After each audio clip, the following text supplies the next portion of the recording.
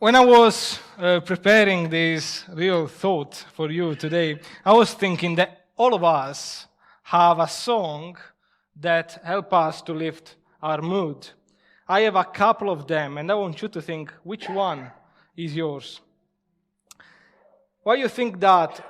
I'm almost sure that the 100% of you know that song, that when you listen to it, you move the head to the beat. And this song says something like this: don't worry about a thing, because every little thing is going to be all right.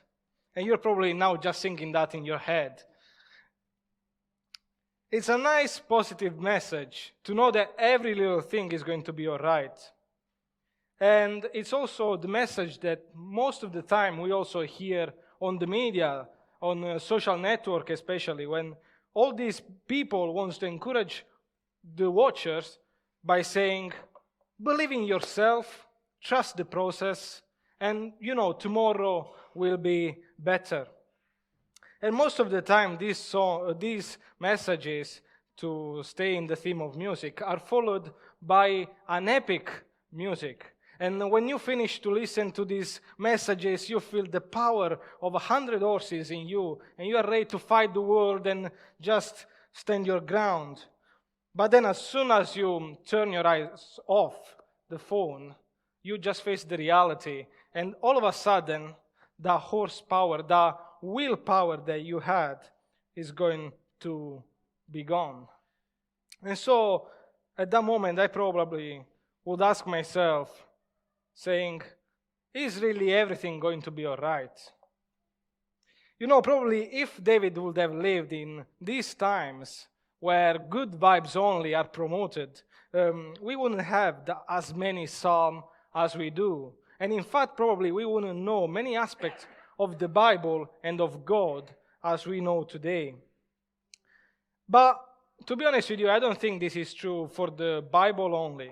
I think that this is true for art in general, for music, literature, graphic arts. Just to mention a couple, think about the blue period of Picasso, or think about Adele. Could you ever imagine a world without rolling in the deep? Don't know. And the song that we just read, actually, is not that far from one of Adele's songs. It definitely doesn't give us a vibe that everything is going to be all right. Keep with me. Just look at verse 2 and 3. Look at what David says. He says this: do not let me be put to shame, nor let my enemies triumph over me. Shame will come on those who are treacherous without cause. Now, we don't know the exact context when David wrote this, but the idea that something bigger than him, something beyond his control that could happen, or is happened yet, or is happening in the moment, is there. For David, these kind of bigger things than him could be enemies, could be the fear of being invaded by other people. But for us, probably could be something different, definitely. Something like financial instability, or even things beyond our own control, which could be death, or the death of someone we love. If you are not familiar with David's story, David was a king at that moment, and his kingdom was pretty successful. He was chosen by God to be a king. He killed a giant when he was a young man. He gained the favor of many. He had women, he had success, he was rich, he had everything that a man could imagine. What could possibly go wrong, you would ask? What else does he need? And yet, just now, we are reading a psalm which expresses everything but happiness. It expresses tension, anxiety, and also expresses a desire for hope. But hope there is different from the idea that everything will turn out all right, everything will be okay. A couple of weeks ago, 3 weeks ago, Paul was saying about God speaking through our deepest desire. 2 weeks ago, Ash was saying something about God speaks through our need of feel loved. So today, I just decided to add something to this, and I've called this, God speaks through our need for hope. So, if hope is not the idea that everything is going to be all right, what is the hope that David is looking for? And look at the first verse in this psalm, and look how David opened this prayer. He says this, "In you, Lord God, I put my trust." And then it goes in verse 2, "I trust in you." Now, before to move on, I just want to say to you that this is a big psalm, so I'm not gonna to take everything out of it. So just keep up with me, please, and I will jump in the psalm. So verse 2, "I trust in you," David says. And as many of us, David had to face problems, we said. Problems beyond his power. They were trials that the solutions would never come with the time, so he could never trust the process of it. Nor there were emptinesses that could be satisfied with money or even the many women that he had. And ironically, actually, there were not even problems that could be faced with the idea that if you believe strongly enough, they are going to go away. Because I think it never is a matter of if you believe hardly enough, then that thing will happen. You know, last time I was speaking here, and I think was 5 weeks ago, I was speaking about having faith like children. And I have to say that looking back at that passage, that thought that was given, I missed one point. You know, David says, "I trust in you, Lord." And the point I missed during that talk was exactly this. What does it mean to trust God? What does it mean to trust God like a child? And all of us, I think, have been children. Some of you still are, like myself, in the character, though. But anyway, at some point during our lives, have gone through the point that we needed someone to help us. And I realized this when I was at school, when I was doing maths and geometry. I was fine with maths up to the point that they began to put letters next to numbers, and I couldn't realize anything. I couldn't work out anything. So I always had to ask my mom to help me to do the homeworks. Or when I used to go and work with my father used to do some decoration work, right? And I used to make a mess most of the time. So many times I had to go to my father. He was paid to do the job, so it was important the problems were fixed. So I went there to him and I had to ask him for help to solve the problems that I made, to fix all the mess I've done. And I was thinking in the making of these thoughts, how many times do we find ourselves in the situation of asking for help, whether it is something simple or something that is going on, or something when our world seems to crumble around us. How many times do we ask for help? You know, there is a famous scene in one of the Spider-Man movies. Now there are too many of them. But when Peter Parker tries to stop a train by using spider webs. And sometimes I think with our lives, we try to do the same things. We try to hold a train, a high-speed train, with all our efforts, with all our strength. And we invest strength, wisdom, energies. But the truth is that we are not Spider-Man, are we? I mean, I cannot use spider webs so far. But sometimes, what I want to say is that our strength is not enough. And we have to let go. When David says, "Lord, I trust in you," he is doing exactly this. He is letting go in the hand of God. And not because he's not trying to hold his life together, but because he's looking for someone who does that with him and for him. Basically, he's not running away from what is happening in his life. He's not even giving up on what are his duties. But he is looking on God. And in fact, in verse 4 and 5, there's something fantastic that David says. Check this out. He says this, verse 4 and 5. He says this, show me your ways, Lord. Teach me your paths. Guide me in your truth and teach me. For you are my God and my Savior, and my hope is in you all day long. I have the impression that King David doesn't know what direction his life is taking. You know, although he had everything that a human can desire, success, women, respect, everything he had, riches, there was something that he was missing. He knew that he could not hold every little bit of his life in his hands. And sometimes I think we do the same when we think that we have every little box ready to be ticked off. And as soon as we take one box off, there you go, that something sudden happens. And that something sudden was happening to David here. Something that was beyond his control. But in verse 15, and this is where I'm saying that I will jump on and off the passage, up and down the passage, sorry. David says something fantastic in verse 15. Although he knew that he couldn't control everything, and that nothing probably was under his control, he says this, in that moment he says this, my eyes are ever on the Lord, for only He will release my feet from the snare or from the net, some other translation use. Basically, he felt the situation like a trap.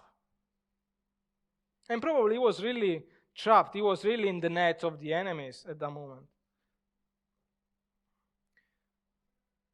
You know, he was a king again. He had everything. But the hope that he was looking for could only be given by God. And there is something interesting here. In verses 12 and 13, David speaks about those who follow the Lord, those who rely on God. And he says this, who then are those who fear the Lord? He will instruct them in the ways they should choose. They will spend their days in prosperity. Check this word, prosperity is interesting. And their descendants will inherit the land. I think that the prosperity that David speaks about, he knew that he had everything, basically. But I think the prosperity that David was talking about was nothing material. I think that the prosperity that David was looking for, and that he knew that he could find only in God, was the sense of peace or wholeness with God. And I think that in that moment, when he felt like to be in the deepest of the valleys, when he says in verse 5, my hope is in you because you are my Savior, we have to ask, what is the hope that David is having? And if we are to answer that question, what is the hope? The answer is not that everything will be all right, or that everything will turn out to be the best for you. The hope of David lies in the assurance that God is always with him. Lies in the assurance of God's faithful presence in every little thing. And this is how biblical understanding of hope differs from the optimistic understanding of hope that society usually gives us. Well, I think society tells us that everything will turn out for the best. And this is a good encouragement, I think. I think there is nothing bad in that. I think it's an encouragement that most of the times, even myself, I need to hear. But the thing is that Bible, instead of society, gives us the idea of hope that is not based on the highs and lows of our lives, but is based on the faithful presence of God, on His faithfulness. And that can can never let us down, basically. You know, during those times of fear, anxiety, probably we can think that those moments can be sent by God, that God abandoned us. And probably David, I'm quite sure that David didn't have this in the back of his mind. I think that David had the knowledge that God didn't abandon him because he was crying out to him. And we can be sure of this, that God doesn't use revenge, that bad moments are not sent by God, in a sense, or that the enemies of David were not sent by God, because look at what David says in verse 6 and 7. He says this, "Remember, Lord, your great mercy and love, for they are from of old. Do not remember the sins of my youth and my rebellious ways. According to your love, remember me, for you, God, are good." Probably sometimes we can find ourselves in the place of saying, thinking that God has abandoned us, that we have enemies because God sent them. But I think that in the middle of the oppression, like David is saying, God is with us, God was with him. And not because David probably deserved him because he was a good king, but because God is a merciful, loving, and gracious God. And if so far we have said that God speaks through our needs of hope, we see that the most amazing thing is not only that God speaks, but that God listens also. I don't know about you, but I'm of the type of person now that when watches a football game on TV, I get very passionate about it. And sometimes I feel like I'm the coach, I'm the manager on the side of the pitch, so I start to shout at the players, on TV of course, shout at the players saying, "Pass the ball, do this, move there, try a shoot, look, there is that player there that can receive the ball." And sometimes that happens. Sometimes players listen to me. And now you may call it a coincidence, but I like to think that I have authority over them. But the thing is that most of the time they don't listen to me. And so I end up by saying, "Why are you doing that?" Or "Why are you not listening to me?" And I think sometimes life can be like that. And this is a crucial aspect of our needs of hope. When everything seems to crumble, when everything seems to fall down, when we are hopeless, who is going to listen to us? Verse 16 to 19.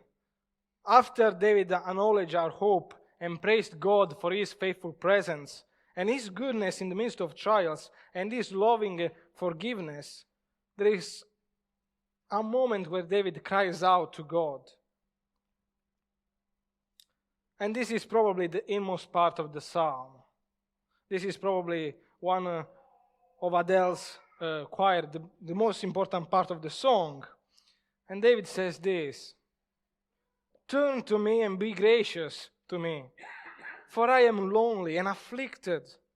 Relieve the troubles of my heart and free me from my anguish. Look on my affliction, God, and my distress, and take away all my sins. See how numerous are my enemies, and how fiercely they hate me." I think probably these are the words of someone who didn't spend time on Instagram, who didn't pay attention to the words of that encourager that was saying, "Oh, you should trust in yourself and everything will be fine." I think that these are the words of someone who is crying out to God, someone who is looking for hope that goes beyond the idea to trust the process or to believe in yourself. Because it's not that is going to help him when things are bigger than himself. And I think that in this moment, David could have done just two things. The first one was to run away from everything and try to sort out the problems by himself. And I don't know how that could have ended. But the second thing is that David could cry out to God. knowing that in God he will find the assurance of love despite his sinful character. He would find forgiveness, love, hope, someone who listens to him.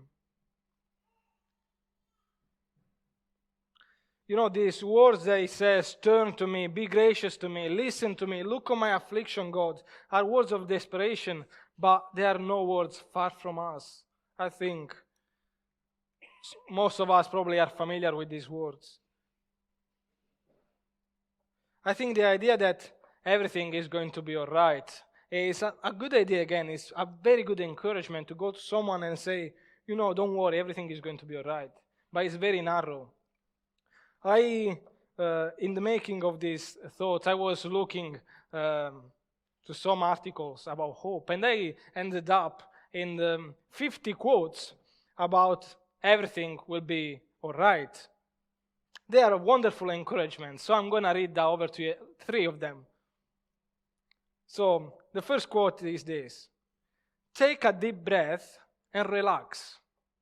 It's all going to turn out better than you expected. Now, could you imagine saying this to someone who is in the bed of a hospice? Take a deep breath and relax, everything will be okay. Or every problem, this is second quote, every problem has a solution. There's always a way to fix something. So rest assured, all the right solutions will become known to you soon. Now imagine saying this to someone in Ukraine who has lost the house and whose children are dead on the battlefield. Third and last quote I want to give to you. You can cut all the flowers, but you cannot keep spring from coming.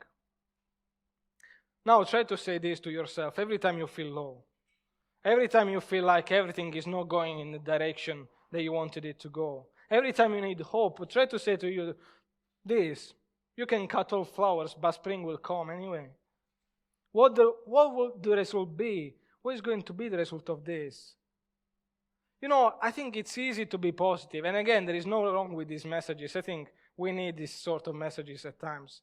But when things are getting bigger than us, how hard it is to believe that everything is going to be all right? It doesn't matter who you are and what you have. Every one of us needs someone that in the need of hope, when you call, is there. And it doesn't consider yourself if you are the cause of your problems, or if the trials that you face seem gigantic to the point of death. You know, Lev Tolstoy, a famous Russian writer, he was investigating the meaning of life, and he came to the conclusion that life has a meaning only if there is something beyond death. Of course, this is a briefly and very badly summarized thought, like a very brief summary of Tolstoy's message. But if you want to read it, it's in a confession, one of his work. But keep up with me, listen to this. In an article of the Wall Street Journal of 2019, written by a psychoanalyst by the name of Erika Komisar, she affirms this: nihilism, the idea that God doesn't exist, is a fertilizer for anxiety and depression, and being realistic is overrated. The belief in God, in a protective and guiding figure to rely on when times are tough, is one of the best kinds of support for kids in an increasingly pessimistic world. And she goes on saying, I am often asked by parents, how do I talk to my child about death if I don't believe in God or heaven? And her answer is brilliant. Look at this. My answer is always the same, she says. Lie. The idea that you simply die, she goes on, and turn to dust may work for some adults, but it doesn't help children. In her article, Dr. Komisar wrestles with the idea of children raised without any religious belief. But I think this can be easily applied even to an adult's life And Tolstoy is one of those examples. We need someone that in the moments of sorrow, despair of desperation, when everything goes wrong, we can fix our eyes upon, knowing that in Him we will find hope, love, comfort, forgiveness, even beyond death. And so now the last questions that we should ask ourselves is, how can I find this hope in God? How David can be so hopeful? In the New Testament, long after David was writing these words, Peter, one of the apostles of Jesus, he was saying this in his first letter, chapter 1, verses 3 to 6. He says this: Praise be to God and Father of our Lord Jesus Christ. In His great mercy, God has given us new birth into a living hope through the resurrection of Jesus Christ from the dead, and into an inheritance that can never perish, spoil, or fade. This inheritance is kept in heaven for you, who through faith are shielded by God's power until the coming of the salvation that is ready to be revealed in the last time. In all this, you greatly rejoice, though now, for a little while, you may have to suffer grief in all of kind of trials. The same hope that David was hanging long before the cross finds its ultimate fulfillment in the work of Christ on the cross, and His resurrection especially, which is a totally different, if you think about this, is a totally different understanding of hope, of the concept of hope that we have today. Because the cross is a moment of suffering, shame, and is a moment in which Christ Himself could have felt hopeless. And in fact, it's on the cross that Christ showed His humanity. And He was crying out to God, my God, why have you forsaken me? What sort of hope is that? But hope is in this, that just 3 days later, the resurrection of Jesus tells us a different story. Tells us a story where enemies cannot triumph because forgiveness for sins is found at its heart. And a hope beyond every human understanding is given.